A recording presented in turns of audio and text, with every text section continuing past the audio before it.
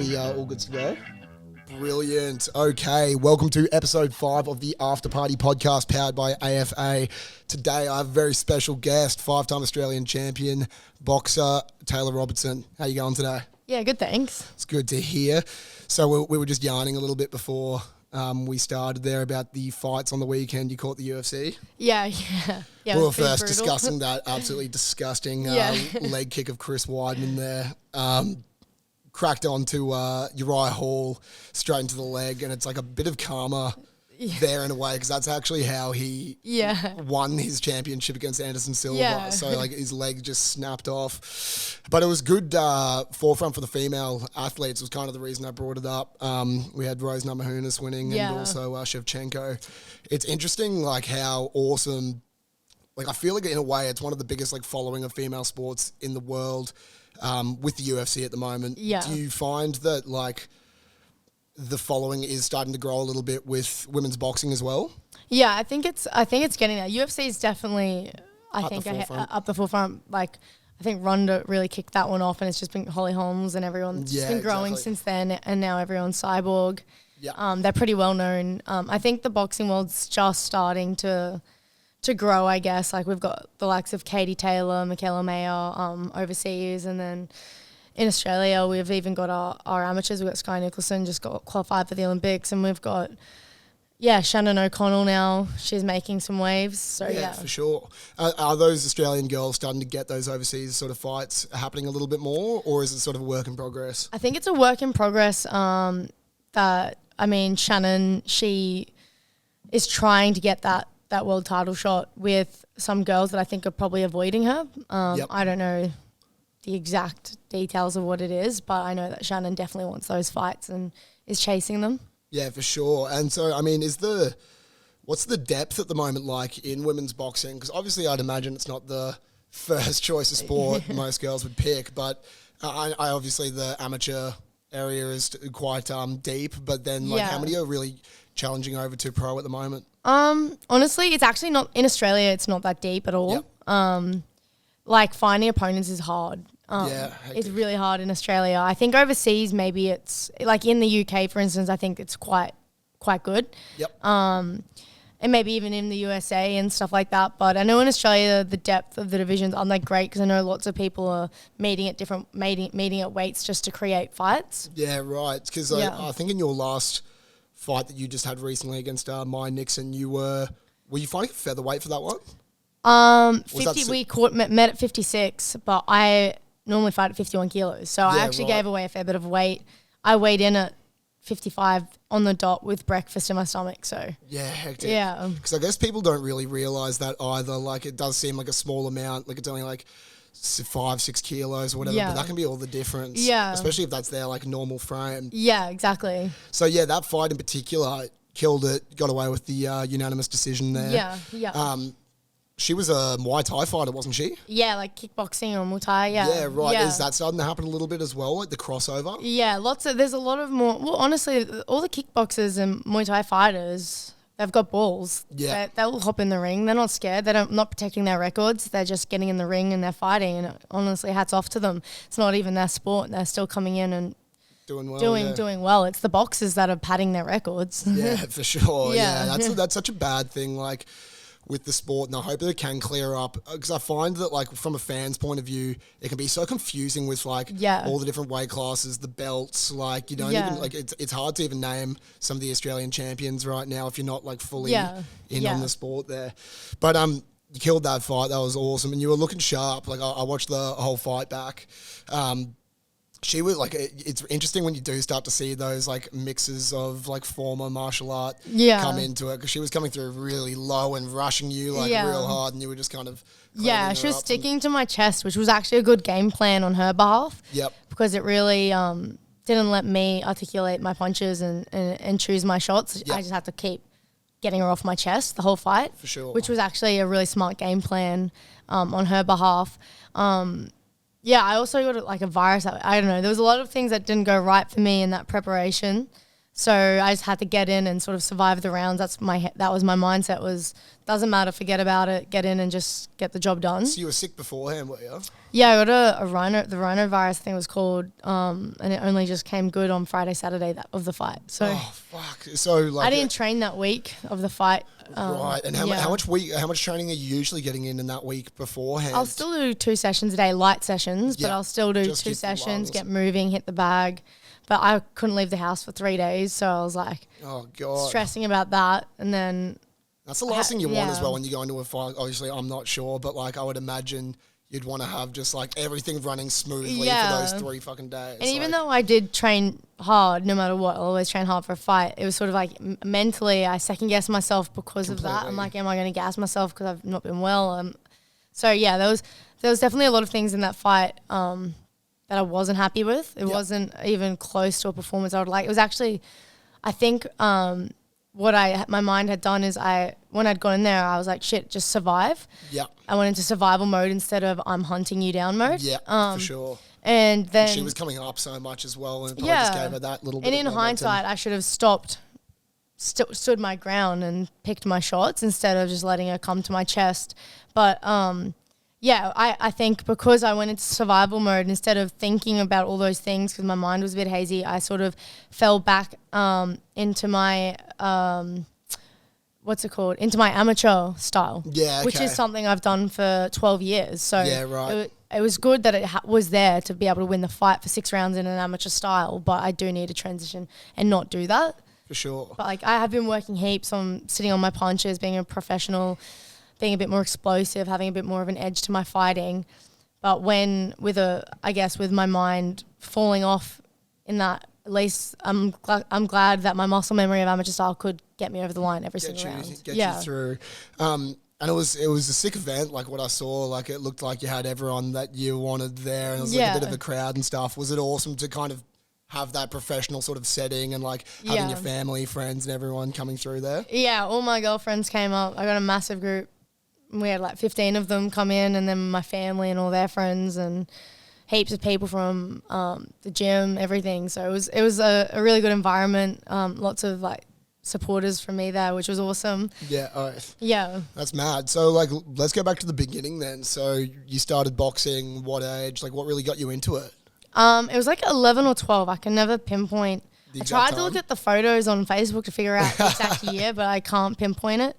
But I kind of saw signs for it on the way home in primary school for boxing, and my mum worked late, so we'd catch the bus home and meet her when she finished work. But my grandma decided, I asked her, and she'd drive me to Bribie Island Boxing Club 3 nights a week to do the kids class. Yep. Before Mum finished work. Mum really wasn't on board with it, to be honest. She didn't like it. Nan just thought it was me keeping fit and active. And then, I'd spar I would like work with all the boys. No females in this gym. This was like a long time ago. Yeah. Like I don't even think it was in the Olympics at that point. Probably wasn't. Yeah. For females. For females that is. Yeah. Because that's what like around, you're 23 now. 2012. 22, 23. So it's like, that was like 10 years ago. 10 to 12 years ago. So yeah. Yeah. And were you playing any other sports like before that, or were you like generally just I was into surfing and skating. Right. Yeah, mad. Yeah. Do you reckon like any of that sort of stuff could even help you like footwork wise and whatnot? Yeah. I still do them as much as I can. But obviously my actually skating I got into with boxing. So my coach from Bribie Island, Ty Gilchrist, he probably the only reason I'm one of the only few people from that gym who even stuck to the sport was because, or from any people from that long ago who stick to the sport, because lots of people get lost in the partying phase, especially when you start from a kid. Then they hit 18, they start partying. It's it's a really difficult time to not fall into everything with your friends as an athlete. Of course, it is a tricky, especially the main fact of it as well is not being professional. Yeah, because like a lot of leagueies and stuff like that, they'll get spat out, but they're getting paid straight away. Yeah, so it's like very easy to be like, you know what, I'm not drinking, I'm doing this is my job now. But when you're an amateur and stuff, like you do get tempted, and you're like, fuck, everyone else is having fun, but like you're stuck hitting the bag. Yeah, well. My coach, he was really good at that point as a young girl. He never made me make weight for fights because he's like, you're a kid, you want to enjoy it. I'd have pasta for dinner before the fights, whatever I weighed in at. He would never put that pressure on me. Of course.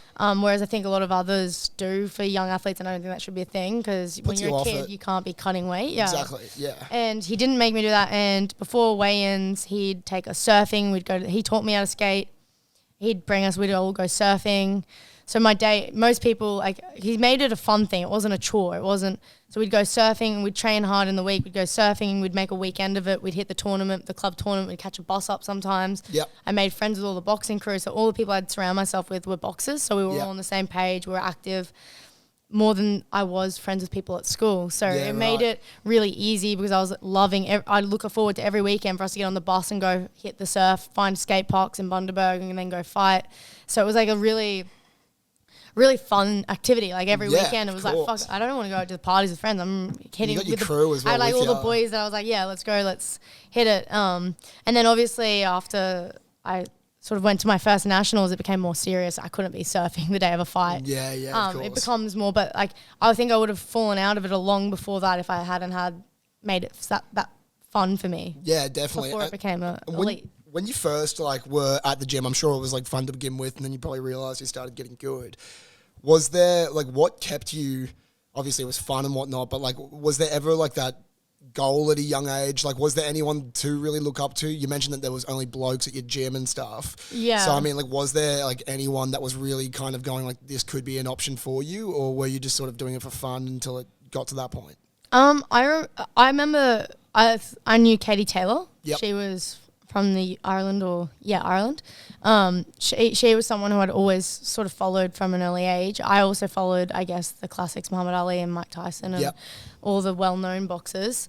But no, we struggled to find fights. So every tournament I'd weigh in and there'd be no one. It'd be so disappointing, and I'd go to and I just have to watch all the boys fight, and it was so frustrating. And then eventually we were like so sick of it that we started having exhibitions with boys. So I've had... Oh, right. So you're punching up with the fellas. Yeah. So this was like this is at the start of my career. Yep. Obviously now I wouldn't, but as a little girl, I like wore football shorts and white shoes into the ring. I didn't even have boxing boots. Yeah, right. And I would fight. And I remember this one guy, I think he was African, he hit me in the face. And I just remember there's a video of it, and I saw red, and I just like didn't even box. I just charged forward with like two hands like this. And then I had like 11 exhibitions. And then I finally got my first fight with a girl. Yep. And the only girl who weighed into this tournament, and she was 25 kilos heavier than me. Oh, fuck. I know, but I still won. Yeah, just too hectic. That's because I'd been boxing for so long compared to most females. Yeah, like definitely. I had so much, even though on my record it was 0, I had all these exhibitions and I'd been sparring the boys that I won the fight. And there's a photo of me like looking up to her like touching gloves. Is there a bit of a David Goliath situation? Yeah. Because what was I going to say? Like with that, I would imagine that would also help like a fear aspect. Like it's sort of with footy as well. Like when you go up and you start to play like against these like pros and all that sort of shit, when you come back down, you're like, oh, I can deal with this completely. Yeah, Did that help at all? Like versing and fighting these blokes, training with guys, and then once you get to the girls, you're sort of like, this is easy as, let's go. There was this guy in my gym called Josh Adams. My always goal was to be as fit, and he was good. He was I think he was winning like an Australian title. Yeah. And he was a boy, so he was obviously better, faster, stronger, like just his physical capabilities. Of course. But he would always, I always wanted to be better. He was my main sparring partner because he was the same weight as me. Yep. And I always wanted to beat him. Like he was like the person who I wanted to go for that extra run because I wanted to be fit. I wanted to feed him. I wanted to beat him at the circuits we were doing, the footwork drills. I was like, I always aspired to be better than him. And I remember my mentality was like, if I can beat him, I can beat any girl because there's no girl as good as him. Yep. So like I wanted to bash him in spars. So I was like, he always, I think if I had someone lesser than me, then I would have brought my own standards down. But the fact that I was always aspiring to be like the boys, I didn't want to be like the girl fighters. I wanted to be like the boys. They're stronger, they're more explosive, they're faster, they're sharper. And that's not offense to girls because I think there's some freaking great female fighters nowadays. But back then I couldn't find any that I would aspire to be like. Just the sport was just so young in that. I assure you, like in the next 10 years, this whole conversation would be completely different. There's going to be a lot more girl fighters and whatnot. But and you can't deny that. Floyd, there's a female Floyd Mayweather Of course. You can't deny that Clarissa sharpness, that crack. Knocking everyone out. Yeah, but it's the skill set I always aspire to be, and it's not sexist. I just aspire to be like the men, and I'm not taking away from the top females. But I think they're just still a level up, which is facts. Well, and I think that's why, like, as we're talking about the UFC and stuff like that, I think that the reason that the fandom and stuff is there even for the women is because their standard is up to the men, you know what I mean? They're fighting the exact same. It. And they're creating the entertainment in the UFC. Exactly. Like, it's real. Like, sometimes, like, I've watched some girl footy games and I'm not going to lie, it's fucking horrific. But then, like, I watch them box and fight. Maybe it's just because it's, like, individual and it's like a natural human instinct and whatnot. That standard really can be lifted and it's awesome to watch. So, like, it'll keep going. Okay, this episode was brought to you by a proud sponsor, the Lad Collective. So, Taylah, these are one of my mates. I grew up with them. They live in Sherwood. They've started up their own company where it's sheets for blokes. And basically, I'm sure it's a big turn off when you've got a bloke that's just got a disgusting fucking bedroom and doesn't have his shit in order, or his sheet in order, as we'd say. So basically what they've done is they made it as easy as possible as they can for blokes. They've got bottom left, bottom right, top left, top right, tags that you can whack on, zip up pillowcases, the whole shebang. They're great at the moment. They're 40% cotton, 60% bamboo, so they're breathing easy, good to go. So, I'm sure that everyone would love to grab a pair, and if you would like to do so, just go to at theladcollective.com.au, at Lad Collective on Instagram and www.ladcollective.com.au. Thanks. So you had that fight against, how old were you when you had that first fight against that bigger girl? I would have been like 13, I'd say. 13, right. 13. Yeah. So when were you starting to kind of get into the competitions where you were competing and whatever, like with consistent like girl fights? So my first Australian title, so I won the state title in 2014, or maybe it was end of 2013, and then I qualified for nationals as a junior in 2014, and I flew to Perth. It was my first trip as a boxer, and I went to Perth. I got government funded, which was good to head over. And then I won my first Australian title there. So sweet. And was that just with the one fight, or was there a couple of fights within there the was only one other girl in my division, which I was very lucky because I didn't think there was. And I was at like 48 kilos. So there was not a lot of girls. So I was very lucky a girl weighed in so then I could fight someone to win the Australian title. For sure. So I beat her in 2014. And then after that, I went to 2015 nationals. And from there, I got selected to go to the Philippines. With the Olympic team for was it 2016 Olympics? Was it 2016 they were on? Yeah, 2016. I can't remember anymore. Rio 2016. Rio, that's right, yeah. So the Olympic team were training in the Philippines, all the elite girls, like I remember at the time was Shelley Watts, all like they're like 30, 26 to 30. Yeah. And me and one other junior got selected to go and train with them to develop our skills. Yeah, for sure. So we went over there and we spent like 4 weeks or 2 to 4 weeks. I can't remember. It was so long ago.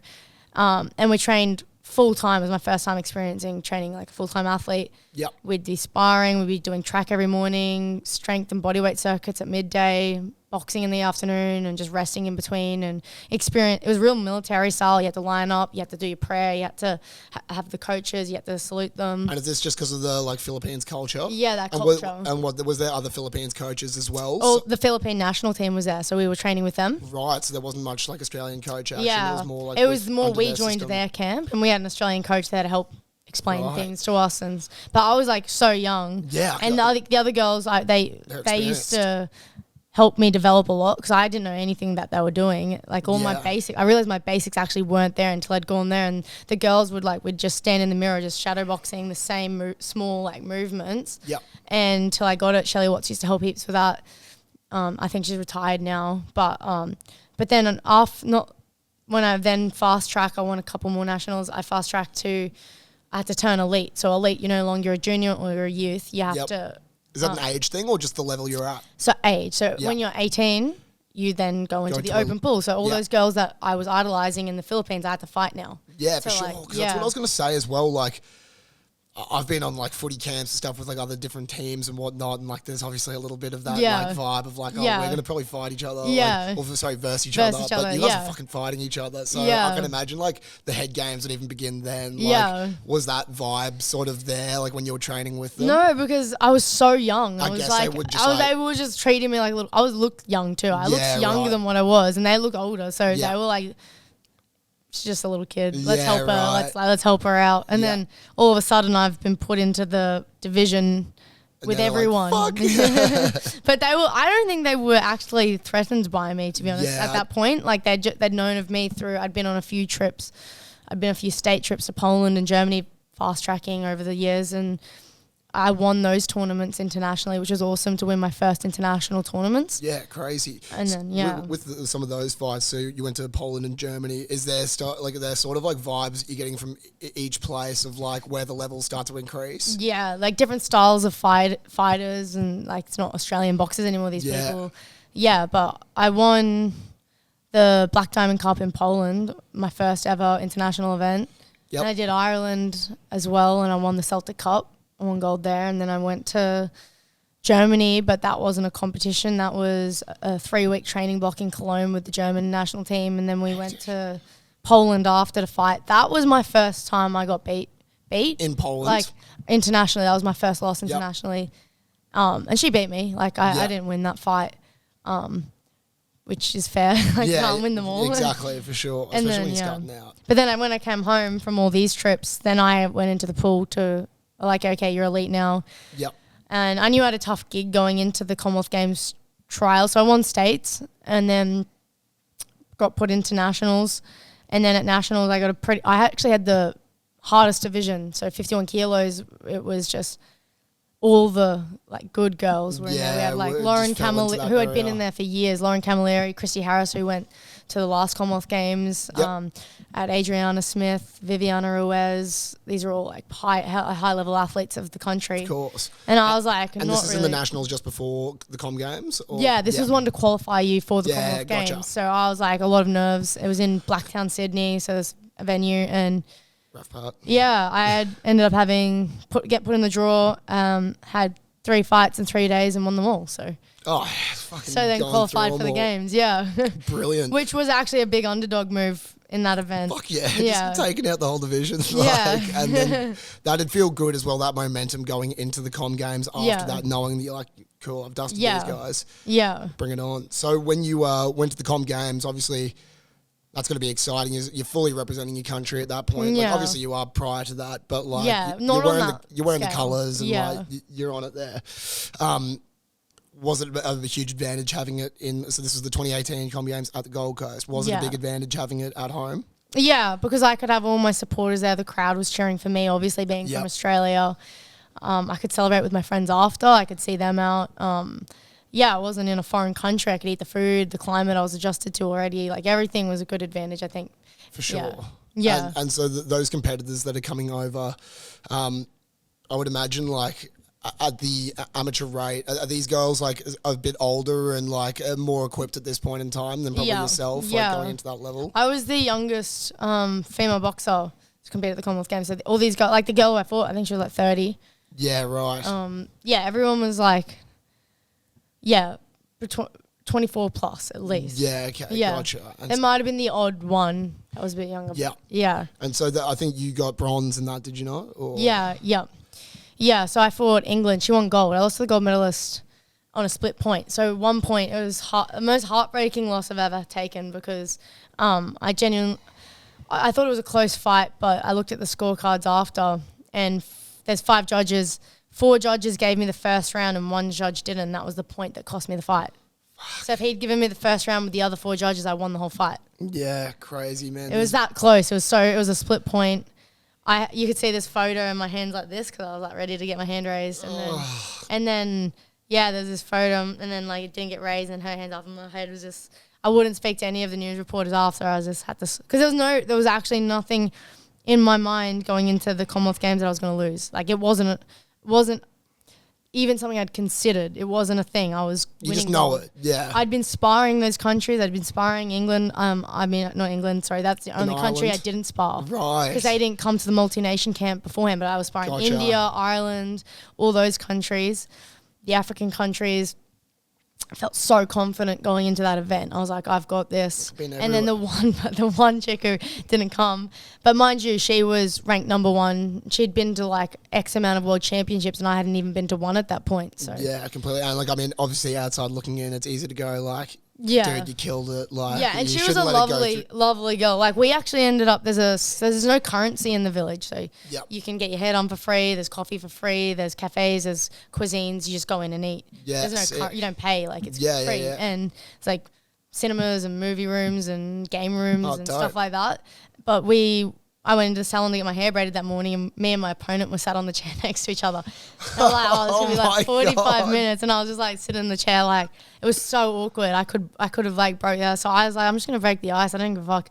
So I was like, I looked at her and I was like, oh, what corner are you in tonight? Like, blue or red? Yeah. So, I think I'm in the blue corner. I was like, oh, cool. I'll get my red kit ready then. So we were like. Just like getting the mind games a little bit early. Yeah. Oh, that's so sick. And I mean, but yeah, it's so hard to tell someone like you, like, oh, don't worry, like, shrug it off. Because I mean, like, as you said, you're fucking full steam ahead, like, we're here to win. Did that afterwards, like, was that a good learning curve in retrospect? Yeah. Afterwards, I actually started partying a lot. Yeah. Actually, before I could party a lot, we got selected to go to Indonesia, the team. Prior to the Com Games? Just after Com Games. We just finished. We had a week, and then we're like, okay, guys, don't have too much time off. You're going to Indonesia. Yep. Fighting in the Kalpuri Cup. I got bronze in the Kalpuri Cup. Yep. Had like 3 fights and then lost to Chinese Tapai. So in the semi-finals. But over there, and then after that event, I was really burned out, and I was like, all my friends were hitting gigs and festivals, and I started going to heaps of those kind of things. Yep. And I was struggling to get back into the groove. I couldn't get back into the mindset of, okay, go to training in the morning, doing this. I was getting lazy, and I ended up weighing in at a local club tournament just because I could, and I didn't take it seriously. I had been drinking previously, and I lost just like a local club tournament that I definitely shouldn't have lost. Yeah, no, that's not your standard at all. Yeah, like it was just something that, and lots of people came up to see, because it's like, oh, you've come off the Commonwealth Games, you've come off Indonesia. You got the hype from before, then I lost, then that was another thing that sent me into a ditch again. I could imagine. So with I threw my trophy in the bit. That's so bad, such bad sportsmanship. I threw my post. I wouldn't do that again. Like, looking back, I was also. That was still like 3 years ago now. So like, I know what you mean. I've got some jerseys that I don't fucking wish I didn't get in that team, and they're in dark places. Yeah. But it's interesting you say that, because like I can very much like understand and like see what you mean there. Do you think it was more so the loss, or do you think it was also that just finally you've got a break? Like you've got 4 months or whatever it is, and that's kind of what you just got too comfortable. Yeah, I got so comfortable, and I thought, oh, I'll just get through off my skill, but like. You got to work hard. Yeah. I forgot that. I forgot that you have to work hard for it. Like I used to have to do being an underdog, and then when I was there, I was like, oh, I stopped working hard, and then someone worked harder than me and beat me. So yeah, and that's it. Like you find out in the ring, can't. Yeah, that was a big learning curve then, because I never went into another fight doing that. Yeah. Okay. So that club one was more so. Like, so I guess you didn't do anything wrong at the. I mean, I didn't lose anything. Like, it was just a local club event. Yeah, but for sure. Yeah. And so after that, then you said that also hit you into a bit of a ditch. Like, what was that next turnaround like? Was it just like fuck? The next turnaround was I need to grind my ass off and get better and develop my skills more and grow more and stuff like that. So that was where it went from there, which was a good turnaround. I could have just become an alcoholic. Definitely, yeah. Well, whenever you're ready, I'll have a beer with you. Yeah. But yeah. So I guess that's like a good thing to know as well, when you go like, okay, enough partying, enough fucking around. Yeah. Let's get back to work. Yeah. So how long after that was that before you started to enter into the pro circuit? So since then, I went on heaps more trips. I did Colorado, Poland again, Germany again. And is this just to find fights, basically, because they're just non-existent in Australia? So many places. We were going to new countries all the time. Yeah. luckily I was still on the team, so I still got selected number 1 spot. Sometimes they send the B spot as well. We went to Spain, Turkey. And you getting to see all these places, or are you just in the gym like constantly? We are in the gym constantly, but I definitely, like, I brought my skateboard. I bought a skateboard in Spain, and me and my teammate Anya, coaches hated us because that's a big injury sport. They've paid for us to go. Wrist, like, that's exactly you need these bad boys. They've paid for us to go to Spain and win medals. I won gold, so I don't care. I won gold at this event, but me and I that's where I started getting from back when I was with Tigers. I haven't skated since when I was with Ty, but I bought a skateboard in Spain, and me and Anya hit this little skate park, and it just had a little half pipe, and me and her were practicing it every day between sessions. Like, we should have been resting. Like, the coach was so pissed. We didn't get injured, thank God, because that would have been bad, but made me love it a little bit. I was like, and we would like go to the beach, get coffees. Like, obviously I couldn't eat much. I was cutting weight, but we'd do that. On our Sundays, we'd go ride bikes into the Valencia into town, and it was cool. Like, we went shopping. I mean, the only thing we could do, because we don't drink. I know like some athletes like can get away with drinking, but boxing's, especially me, I take it very seriously in terms of drinking when I'm in a comp. Like, if I've got a comp coming up, I know I'm fighting A-grade elite athletes. I'll get bashed if I come in. If any, like, out of shape whatsoever. So, like, the only thing that could break us part of that was like retail therapy and coffees. So you just have to find sparkling a new vice. Water. I was like, oh, I'm having sparkling water Spicy today. Water. So that was like the extent of how exciting our trips could get. Yeah.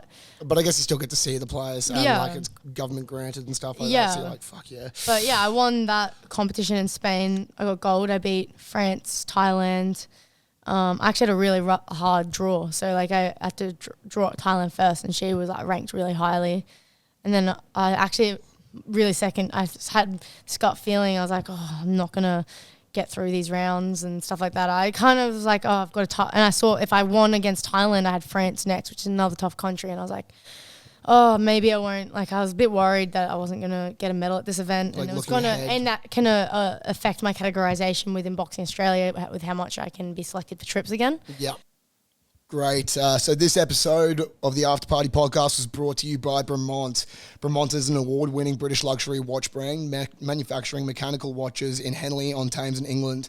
Co-founded by brothers Nick and Giles English in 2002, Bremont has made a substantial impact on the watchmaking industry in a very short period of time by making considerable investment in the UK watchmaking facility to be able to manufacture their own case and movement components in-house. The brand remains true to its original principles of aviation and military, British engineering and adventure, as well as manufacturing watches for some of the most exclusive military squadrons around the world. Bremont continues to play an influential role in revitalising the British watch industry, the birthplace of numerous timekeeping innovations still used today. Bremont produce durable watches that look good in the boardroom and can survive the deepest oceans and the coldest of highest mountains, hence the tagline, tested beyond endurance. The brand is now in the top handful of chronometer-rated watch producers in the world. For more information, go to bremont.com or visit Melbourne Bremont Boutique. So I won. I beat her, and then I was like, fuck yeah. And then I was like, okay, switch on now. The next day I had to fight France. I had to cut weight again that night. And then I beat France, and then I was like on a roll, and then I kept going, and then eventually won gold. So I was like, sweet. Yeah, hectic. Because I was going to ask about the cutting weight as well. I was going to sort of wait until the professional side of things, but I didn't realise you guys had to cut that much as well in amateur. But yeah, it makes complete sense. Yeah. When you've got these bloody fucking tournaments, and so how much break in between each day do you have before you got to cut again? I would normally fight back to back every day until the comp ends. Sometimes comps will go for 6 days. You might get the day off depending on the draw. Yep. You might get a day in the middle off, but I'd say usually it's back to back so you have to make weight every morning you fight as an amateur. Right. And you fight that day. So I was actually, as a pro, I've made weight beautifully. Like, I've dieted, I've nutrition, I've waterload, I've done everything properly. But as an amateur, being younger, I did not do that. And I've had some serious weight cuts where I have actually wanted to quit the sport. I've never experienced something worse than cutting weight. Like, my mouth is cotton wool. I'm trying to go to sleep. I can't sleep. I'm dehydrated. I'm putting ice cubes in my mouth. And this is to get to 51 kilos? Yeah. What are you walking around at, like, usually? When I was 55, 56. Yeah. But that was like me. You wouldn't have bloody 4 kilos to get off you. But that was also me eating bare minimum. So right. That was me eating. Right now, I've fluctuated my weight. I'm sitting. I've leaned up a bit, got muscle, and I'm sitting at a comfortable weight now. But as a like 16, 17, 18 growing, 19 even, I wasn't doing that. I was still growing, and I was sitting in saunas for hours, crying in saunas for hours, just getting like couldn't even walk or run, and I'm just getting on a treadmill and just trotting away. You don't do that as an amateur. You shouldn't do that as an amateur. I was bad, and it's not the coach's fault. The coaches were getting us to do weekly check-ins. And they gave us nutritionists. I just wouldn't listen to them because nutritionists would say, you need to eat more. Yeah, and in my head, I was like, I can't eat more. I'll put on weight. Yep. But I should have listened, I guess. Yeah, but I learned that, and like now I'm like... Those early stages is like so like diet and everything. It doesn't make sense. The only thing in my head that made sense, if I want to lose weight, I need to eat less. Yeah, of course. Whereas now when you talk to nutritionists and shit, there's so many ways around it. Yeah, I listen to them now. I'm like, I can't believe I used to have like 1 protein bar a day for like 3 weeks. Yeah, and I'd train 3 times. Yeah. So like, because obviously when you weigh in the day before you fight or whatever, or the morning of, I guess. So when you're cutting back down, because you obviously, it's all water weight that you're pretty much losing for the fight. Yeah. As soon as you know the next day, it's like you beat Thailand, tomorrow's France. As soon as I get out of the ring, how after much water and stuff are you allowed to consume after? So I consumed after my, so this is how it goes. Like I get the draw. I weigh in the morning, 51 kilos, cut the bulk amount of weight that night. Sometimes more in the morning, usually go to weigh in. After weigh in, I have a good breakfast, hydrolytes, water. I've put on probably 3 kilos by my time I fight. In my fight, I will probably lose, because of the exerting energy, 800 grams. And I'm still left with 2.2 kilos to lose that night. So as soon as I get out of the ring from the fight, I don't eat, I don't drink. So I'm still thirsty from my fight, and I've got I put the sweet sweat on to help me sweat. Then I put my hoodie on, my sweatsuit on, and then I get straight onto a skipping rope, keep trying to sweat from my fight. Then I go home, relax for like 10 minutes after my fight, lay in bed. Then I go straight to the sauna, treadmill, start cutting that 2 kilos off again. Usually I'll have like 800 grams. I don't sleep properly because I'm so fucked. And then the next morning, I go straight to the sauna and try to rip off 800 grams. Takes forever because my body's just like it takes me so long. I have to get up at like 3, 4 a.m. Do they allow like a half kilo or anything like that? Nothing. If you're 0.1 over, disqualified. Yeah. So then I get in, fight again, repeat. It gets to the point where I don't want to win because I just want to eat. You just want to like not even food. It's not food becomes irrelevant. Yeah. I'm not hungry. That's not a thing. I've had dreams about swimming in Gatorade baths. And I watch Modern Family because I can't sleep normally, and I watch that, and like the old dude will be having his scotch, and just watching him drink that, I'm like, you're just like mouth watering. My God, it's so horrible. I feel like when I'm laying down, I can feel like my stomach touching my ribs and stuff. It's weird. Yeah, man, and because people don't think about that, and especially if you're fighting like 3 days in a row, that's going to take it out of you. Yeah, that's cooked. And so then you moved over to the professional. What was that decision? There, like, when were you like, okay, cool, like I'm ready for this now? After I went to Russia for the World Championships in the end of 2019, I went there and I had another terrible weight cut again. And then fought Ireland, and I just didn't have enough stamina in me from the weight cut. Hats off to her, she was a good southpaw, beat me. And then after that, I'd been in a suitcase for a lot. So even before that, we were in Germany for 3 weeks. And I got really tired. I started hating boxing. Going to the gym was a chore. I hated every minute of it. I started to hate traveling. I loved the team I was with, but I even got sick of them. I just wanted to have a life of my own. I felt like I don't know. There was a lot of, and the making weight. At that point, I never let my body just chill because we were kicking over into every tournament. I had to make weight again, strip the weight off. I was like a yo-yo diet because as soon as I'd weigh in, I'd deprive myself of so much that I'd eat everything again and put on so much weight.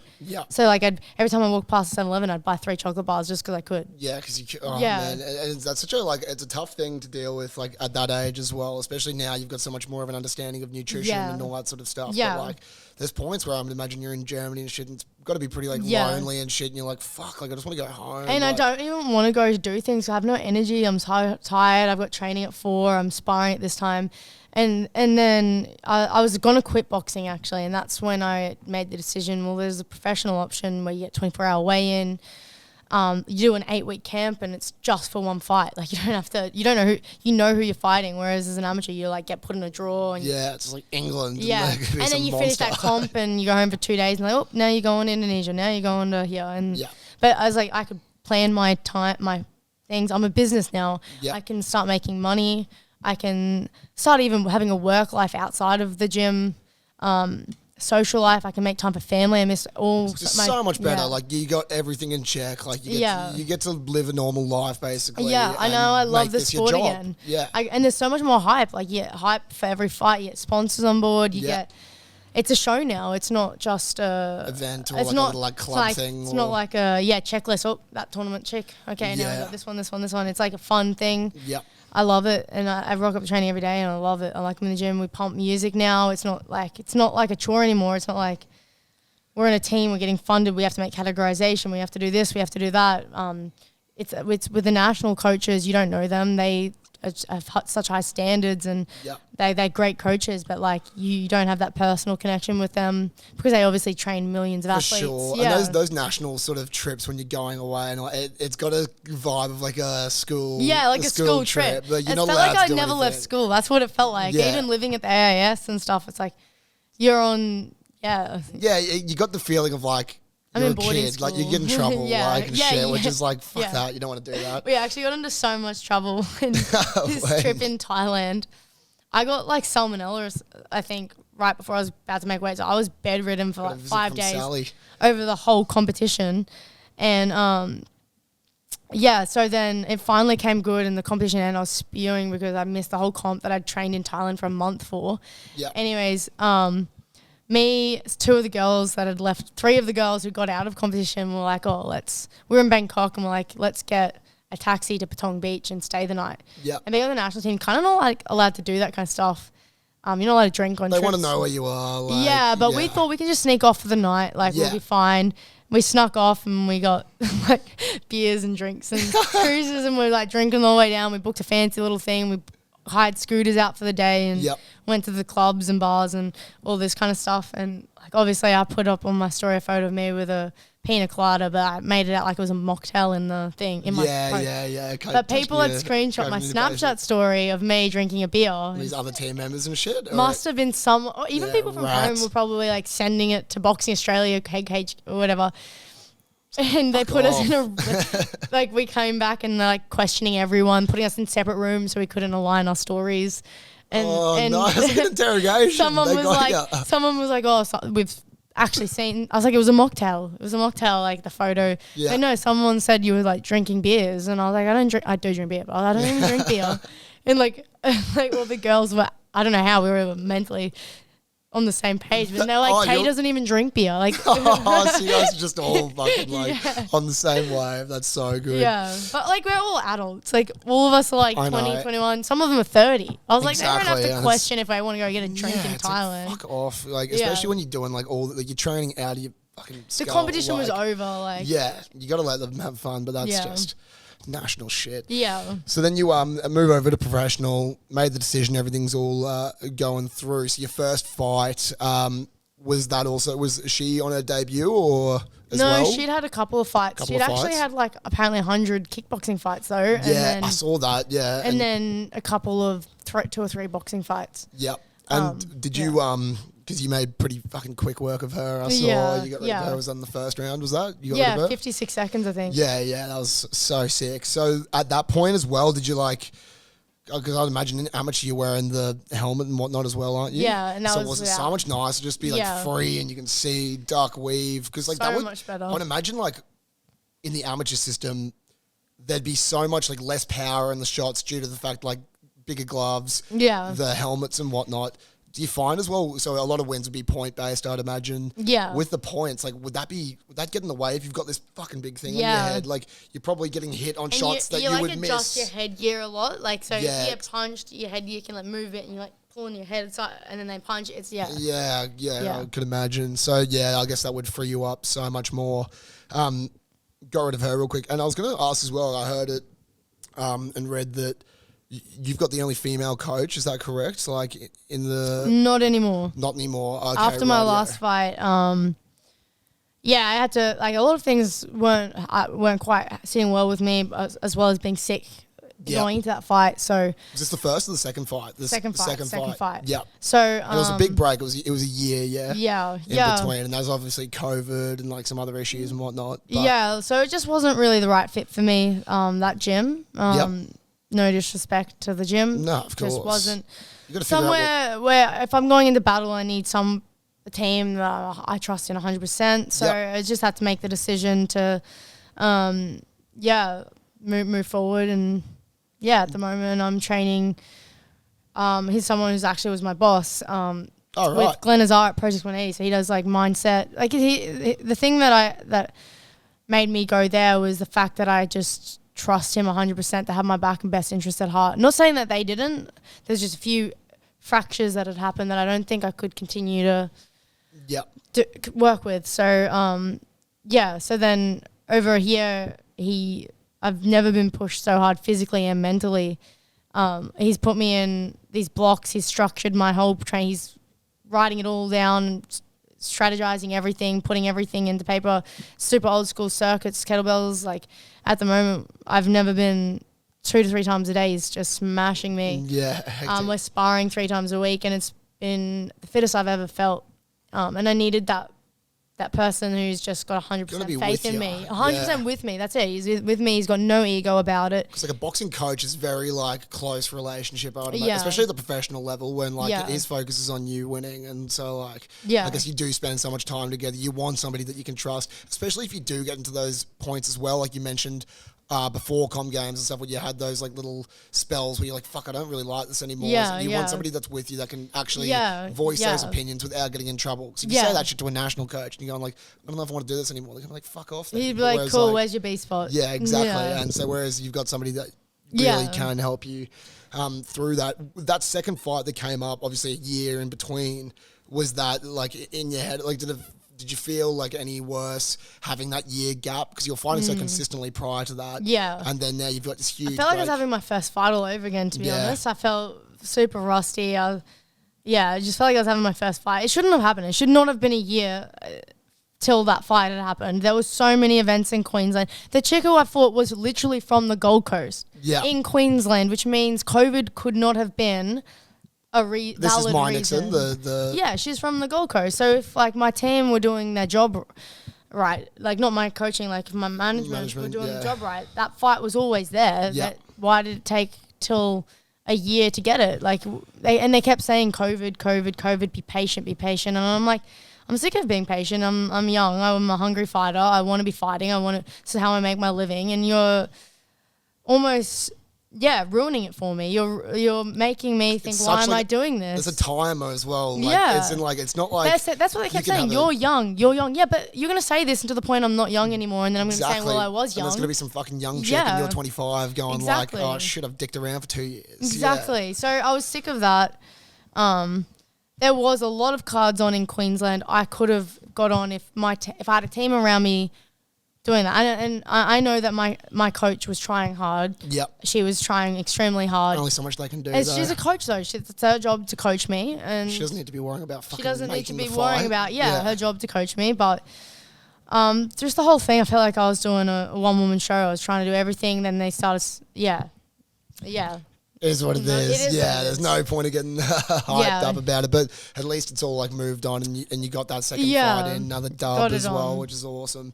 You mentioned as well this stuff sort of carrying on again in regards to the next fight coming up now. When are you, like, obviously, I know you want to fight tomorrow if you fucking could, but like, when do you think you're realistically looking to get back into the ring? Probably June. Probably June. Yeah, June. Cool. And so your camps at the moment, they're roughly around 6-8 weeks. Yeah, but we've actually, regardless of when the fight's locked in, we've been in a block. I'm in like week 6 of a block of fitness blocks and sparring. So when my camp starts, I'm actually already going to be at quite a fit stage to just sharpen up for 6 to 8 weeks. Yeah, and your professional weight that you're going in at consistently, is that going to be at 51 kilos flyweight? That's a flyweight. We might go super fly if there's a fight there, and we don't really want to push any further than Bantam, which is you don't need to cut. Like I feel like people do really try to push the cut, but like at the same time, like it's just going to get harder and harder as you're older, and you prefer to just dominate the division there. And if there's fights at bantamweight, which is 53.5, we'll take them. Like I'm happy to meet in 53.5, super fly, and then there's fly, which is 50.8. So those 3 weight divisions is what I'm happy to bounce up. But obviously the heavier I go, which I have been, I'm not going to fight the Australian title holder at 56 kilos because that's just too much. If I'm giving away weight, then I'm not going to give away experience as well. Yeah, and I've got to be smart about my own safety as well. Definitely, yeah. You're not going to go fucking pick a fight that doesn't make sense. Yeah. And who's the current champ at the moment at flyweight? Or is it vacant? So I think they're fighting for it soon. Right. Sarah Higgins and another chick, and I want that fight. So whoever wins, I'm going to challenge. Yep. I don't know who will win, but I want that fight. So I don't know if it's super fly or fly, but either one I'm going to challenge for it. Hopefully we can get that. If not, they have to vacate. I think that's the rules. I don't know. I think so. I think it is. So we'll challenge for that. But that fight's in May something for the Australian title. So if that goes ahead, then we'll wait for that. Try to get a fight previously anyways. Yeah, that's not going to happen in June. And then there's obviously Lynn Sandstrom, but I've been wanting to fight her. Just hasn't. Is that personal or just like where she's at? Not personal. She's fighting on big cards, making a name for herself, and I want the fight. Yeah, I just believe be a good fight. It's good as well. Like, I mean, there's obviously shit things to the fact that you can't fight 20 people in Australia because they're just not there. But then I guess it's also good as well that you do only have a couple of people that you really got to get get that belt, and then especially you can start in the females, is a lot less. Yeah, for me to get international, it's a lot easier than I guess a male, just because of the depth of the division, of the amount of fighters, not because of the skill set. That'll increase, and it's just going to get bigger and bigger as time goes on. Awesome. Well, hopefully you can get that belt then. Wrap that one around your waist and get back in the ring by June. Yeah. That's all I've got for you today. Well, awesome. Thanks for coming on. I appreciate it. That was a good yarn. Yeah, thanks for having me. It was awesome. Too easy. All good. Well, thanks for watching this episode of The After Party. If you would like to check us out, please go on to Advisors for Athletes on Instagram and catch us on YouTube. Subscribe, like, do the whole shebang. Bye.